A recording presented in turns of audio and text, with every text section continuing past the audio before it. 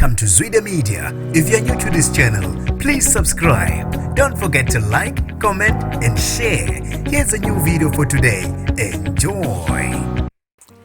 Namanje usadidekile umndeni wakwaMkhanazi emacambini ngesenzo sabesilisa abayizihlobo abahlasele indodana yekhaya maqede bayibhokoda ngomkhonto esiswini yashona ngoba bekhala ukuthi ibukisa ngabo njalo kubantu yabehlula ngenduku. Ngokuthola komthombo wesolezo la ngomgqibelo umnumzane Njabulo Mkhwanazi obeneminyaka engu42 beyinqwele yenduku kule ndawo uhlaselwe ngabesilisa abathathu abangabazala bakhe bambulala elele. Kuthiwa ke ebalimise ngehloko lokuthi bambulale lokuthi uyinqwele yenduku sebekhathele ngiyena kungcono amane afe kube kanye. Umnumzane Senzo Mkhwanazi ongumfowabo bamufuthe namanje basadumele bomndeni baphithana amakhanda ngesehlo esithe sabehlela. Uthe kuyadakisa ukuthi umfowabo ubulawe ngabazala bakhe ngoba nakho ebehlula ngenduku uma bencweka ukuthi bavele bamhlasela kube ebusuku elele. Uthi ibhlungu kakhulu into ehlela umfowethu njengoba ebulawe sengathi yinkulu into ayenzile